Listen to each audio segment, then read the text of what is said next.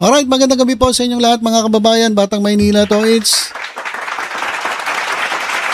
update lang po tayo tungkol sa sa flood control anomaly. Ito mga kababayan, higit 200 katao ang maaaring arestuhin at ikulong na may kaugnayan sa flood control scam. Kulungan na! Ayan po yung sabi dito sa post. Kulungan na! Higit 200 katao, 200 na katao ang maaaring arestuhin at ikulong kaugnay sa flood control scam. Mukhang mapupuno ang mga kulungan ng Pilipinas nito. O good job PBBM. Ayan po ay statement ni kung di ako nagkakamali, statement po ni Ombudsman Boying Remulla. So more than 200 ang pwedeng arestuhin at ikulong dahil po sa flood control anomaly. Sabi nga ni Claire Castro 200 lang.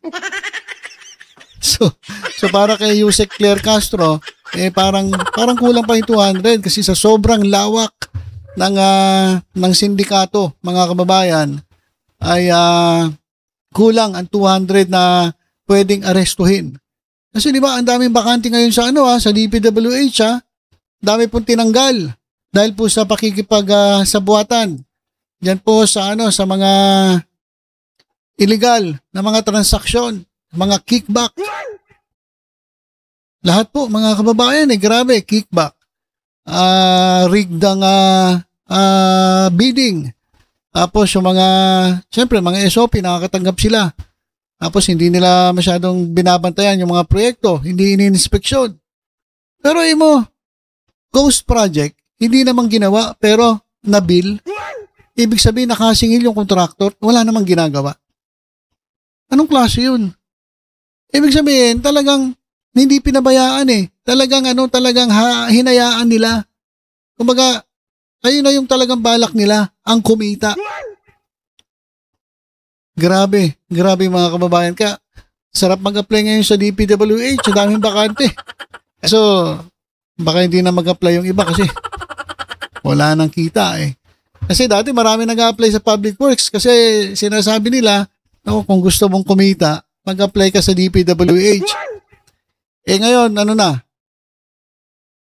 nagkabukuhan na. So, wala nang kita dyan. Ewan ko lang kung meron pang mag-apply dyan. Kasi alam nyo, naririnig ko dati na hindi mo intindihin ang sahod mo dyan sa DPWH. Talagang talagang doon pa lang sa mga SOP, sa kickback pa lang, kikita ka na. So yung sweldo mo, parang ayun ay magiging ipon mo, hindi mo nakukunin sa ATM mo yan. Ganun dati. Nagkabukuhan. Si Vince Dizon ngayon ang secretary.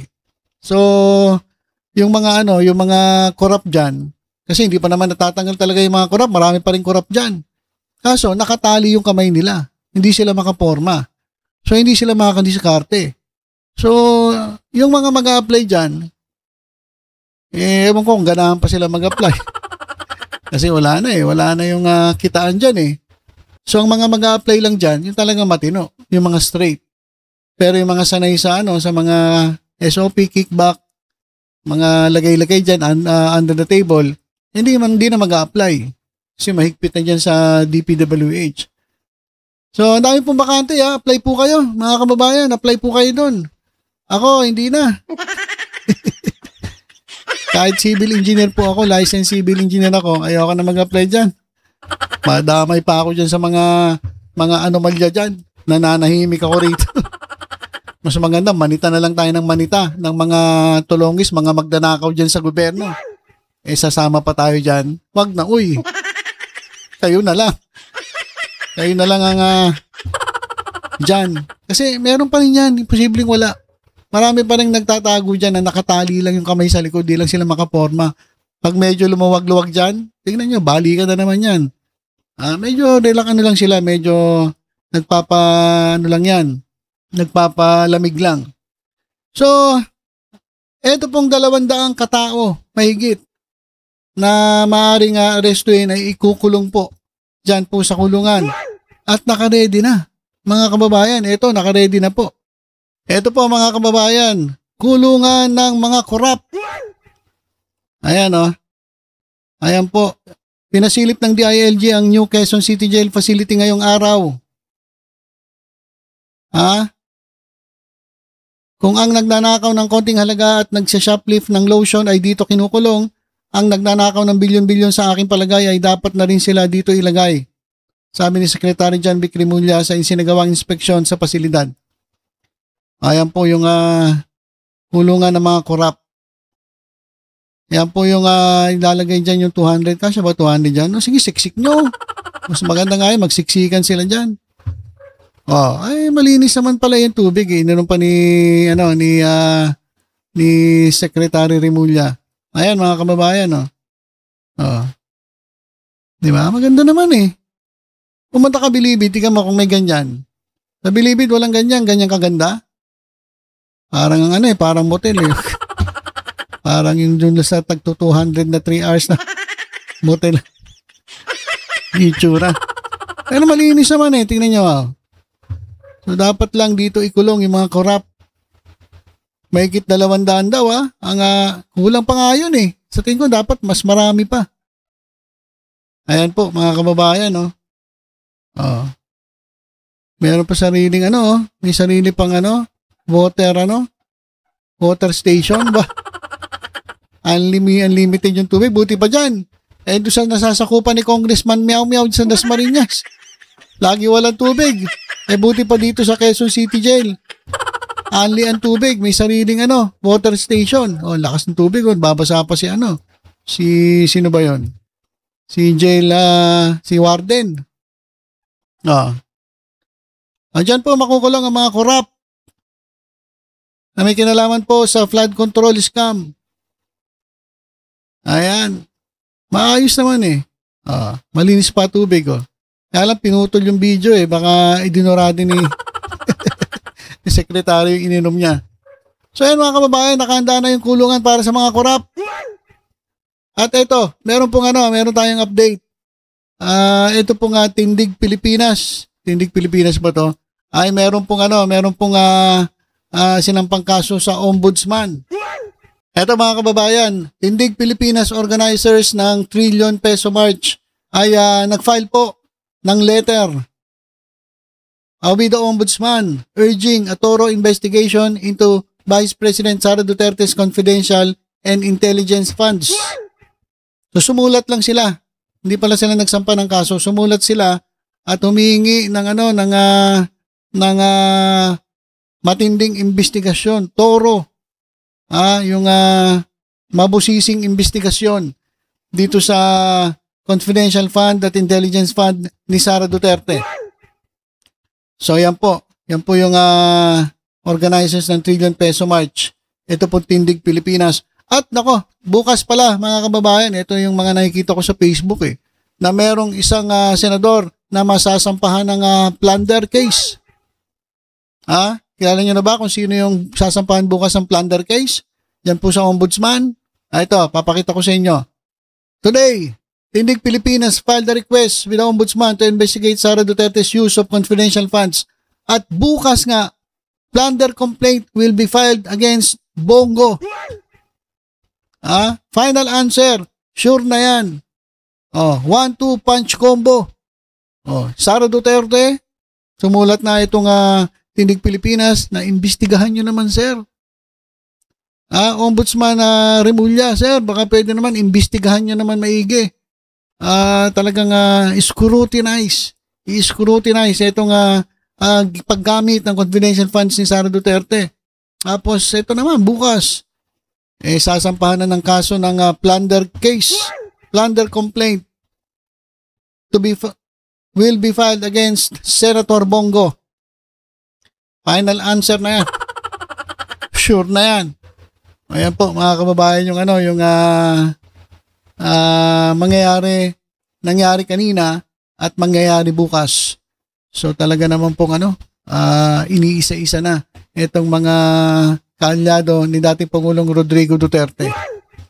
Ano po sabi ng ating mga kababayan? Ay, salamat. Ay, salamat. Kasi matagal na nilang hinihintay ito. Kasi alam niyo, yung dati pong nakaupong ombudsman, real talk lang real talk. Base dun sa performance niya, ang ginawa niya ay pinotektahan niya ang mga Duterte. Kaya nga binanatan nito ni Pebbles Talaquera yung si dating Ombudsman Martires. Kasi talagang halatang halata na ang ginawa niya ay binigyan niya ng proteksyon etong mga Duterte. Yung mga kaalyado ng mga Duterte. Ngayon, nakaupo na ngayon bilang ombudsman si Boying Remulla. Kay Boying Remulla, walang kaibigan, walang kamag-anak.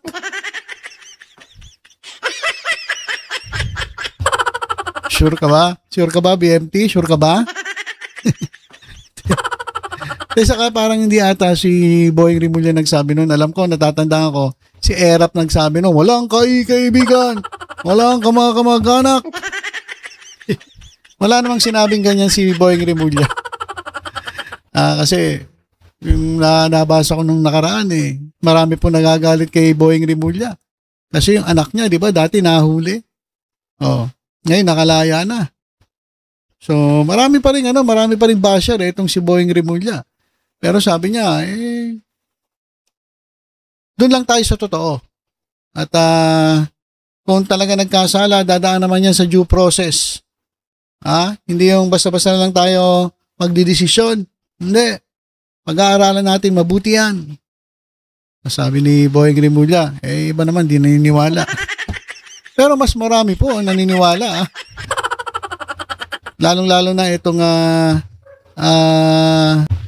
Marcos administration. Kaya nga pinili itong si Boying Remulla maging ombudsman. At ito naman si Manong Chabit. Si Sabit. Ay nagpaliwanag po mga kababayan. Rumesbak si Sabit. Sabi, panibagong paninira lang ito. Walang katotohanan po yan. Kalokohan ito, gawa ng attack dog na ito. May nagpupunto na naman dito. Palalakihin nila. Magandang oras po sa inyo lahat. Ito po ang masasabi ko sa pinal down ng plunder. Another diversionary tactic, another paninira. Walang katotohanan po yan. Ang sabi sa complaint nila, nagbenta raw ako ng lupa ng gobyerno at kumita raw ako ng 100 million. Ang lupa na sinasabi po, 10 hectares. Ang presyo po yun, at that time was 800 million, 8,000 per square meters, 10 hektarya. Binenta ko lang sa munisipyo ng 120. So, nalugi po ako ng 680 million. Hindi ako bita. Sino po makakagawa niyan? Ako lang na sincero tumutulong sa ating bansa. Tumulong ako sa aming munisipyo. On record, 8,000 per square meters noon. That means 10 hectares is 800 million. Binenta ko lang ng 1.2. So nalugi po ako, ulitin ko lang, nalugi ako ng 680 million. So tumulong lang po ako. Itong mga nagsasabi. Okay. Ito mga kababayan Sa tingin nyo ba, ako nagtatanong lang, sa tingin nyo ba, Chavit Singson magpapalugi ng 600 ilan 620 million? Tanong lang po. Kayo ba naniniwala sa isang transaksyon magpapalugi siya ng 600 plus million pesos? Di nga. Magpapalugi Chavit Singson? Pumupusta nga yan sa sa mga laban ni Manny Pacquiao. Di ba? Pumupusta ka nga ng ng milyon-milyon, billion pa nga ata $1 million. Tapos dito sasabihin niya, nagbenta siya ng lupa, tapos lugi. Naku naman. Negosyante ka. Ako wala akong nakitang negosyante na naggumawa o sumama sa isang transaksyon na palugi. Negosyante po ito Pero po ba negosyante? Tanong ko nga po mga kababayan. Sino po rito ang mga negosyante na pumasok sa isang transaksyon na palugi? Meron po ba? Tapos 600 plus million. Dahil daw sa pagmamahal niya sa mga munisipyo.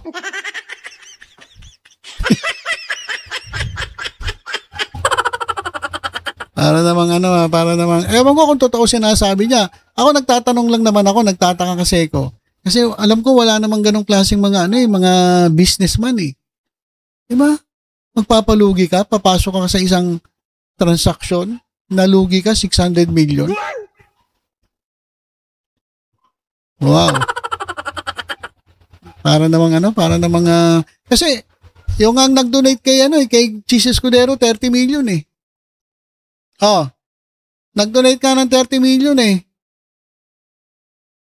Hindi po yun kumbaga hindi po yung palugi. Nag-donate siya kasi meron po yung kapalit. Saka ito pa. Oh, wag na si Jesus Escudero, nananahimik na eh, baka nagpapaayos ng kilay. Ito na mismo kay Chavit Singson. Tinulungan niya si Presidente Bongbong Marcos. Hindi ko alam kung ilang milyong ginamit niya. Tinulungan niya sa kampanya at nanalo. Tapos ngayon, hindi na pagbigyan, galit na galit. So hindi siya papayag na yung kanyang nagastos, yung kanyang tulong ay mabaliwala na lang. Kasi tumulong nga siya eh. Ngayon, ang gusto niya ngayon, bumaba si Presidente Bongbong Marcos dahil wala daw kwenta kausap, hindi tumutupad sa usapan. So, ibig sabihin, doon pa lang, kilala na natin ang pagkatao niya, hindi siya nagpapalugi. Hindi siya papayag na mabaliwala yung kanyang itinulong. Diba? Tama ba ako? Hindi ganoon ang ni Chavit Singson. Hindi ganoon ang personalidad. Tumulong siya. Gusto niya ngayon tanawing utang na loob ni Presidente Bongbong Marcos yung kanyang pagtulong. So hindi siya basta-basta magpapalugi. Tapos ngayon sasabihin niya, tumulong na nga ako sa munisipyo. Lugi na nga ako ng 600 plus million eh. Ilan ba? Ilang milyon? Balik natin konti. So nalugi po ako, ulitin ko lang, nalugi ako ng 680 million. Oh, 680 million.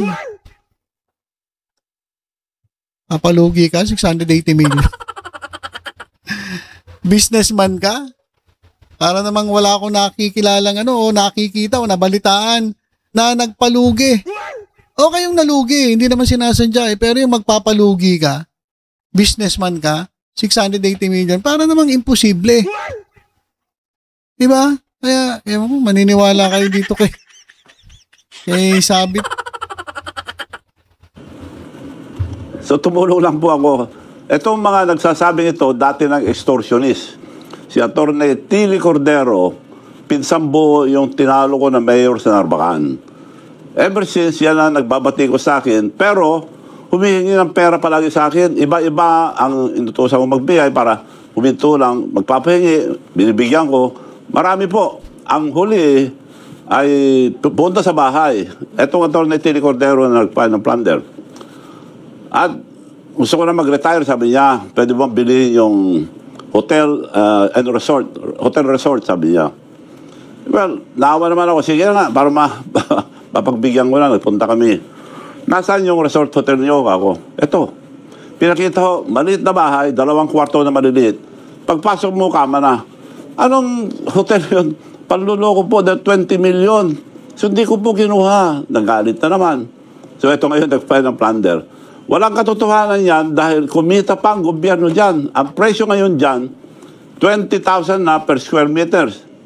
At kung 20,000, kita pa sila ng napakalaki. 200 million ang presyo niyan. 1.2 ko lang binigay. Ako nag-arrange lahat. Hindi ko na nilipat ang pangalan dahil parang di ako madouble sale dahil parang tulong ko lang sa munisipyo. Kung gusto ko mo kumita, hindi binenta ko yung tamang presyo, kumita pa ako ng malaki. So, yun po, kalukuhan itong ginagawa nila. Overpriced daw ng 100 million. Ang presyo daw, 49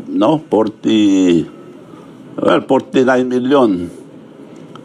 So, kalukuhan na ito, gawa ng attack dog na naman ito At may nagpupundo na naman dito ng palalaki nila. Kung sa ombudsman, dapat halungkatin nila yung file ko sa pinsang buo niya, matagal na yan, nakaparking lang sa ombudsman. Dapat ninyo buksan, napakarami. Ginamit nila ng mahigit 100 farmers sa resolusyon na pirmado ng Vice Mayor, Vice Mayor, and all the councilors. Pirmado nila lahat yung resolusyon. Claiming in one barangay lang, Barangay Solbec, 65,000 farmers for the benefit, naglagay sila ng 9 million. Okay, so layo na. Layo na ng usapan, pinag-usapan dito yung overpriced na yung bentahan na nangyari na dapat 49 million lang ang presyo, naging 145 million. So, kumita si Chavit ng 100 million dyan sa transaksyon na yan. Pero sabi niya, lugi pa raw siya, nagpalugi daw siya ng 600 million dahil gusto niyang tulungan yung munisipyo. Ewan ko kung maniniwala kayo. So, ayan po mga kababayan yung nakapaliwanag ni Chavit Singson. Dapat hindi ka na rin nagpapaliwanag. Dapat doon ka na lang sa ombudsman magpaliwanag. Pati si Sara Duterte, doon ka na rin magpaliwanag sa ombudsman. Pati si Bongo, doon ka na rin magpaliwanag sa ombudsman. Grabe, no? Sikat na sikat ang ombudsman ngayon. Ang dami pong mga kasong sinasampa sa ombudsman. Simula nung naging ombudsman, etong si Boying Remulla. Kasi naman, dati, kapag nag-file ka, parang hindi kumikilos eh. Ngayon, pag nag-file ka at talaga napatunayan na talagang merong probable cause, ay sigurado mananagot ka kay Ombudsman Remulla. So yan po mga kababayan yung ating update. At yung kulungan po naka-ready na. Yung kulungan ng mga korap naka-ready na. At ang sarap siguro nun na makita mo sama-sama sila. Visit na mga korap yan. Nakita mo sama-sama sila doon sa loob. Oh. Sarap siguro na picturean. No? Ito po ang mga korap sa Pilipinas. Nagsama-sama po dito sa kulungan. Okay, so yun lang po muna mga kababayan ng ating update. Tutok-tutok lang po dito sa Batang Maynila Toys. Ingat po tayong lahat. God bless po.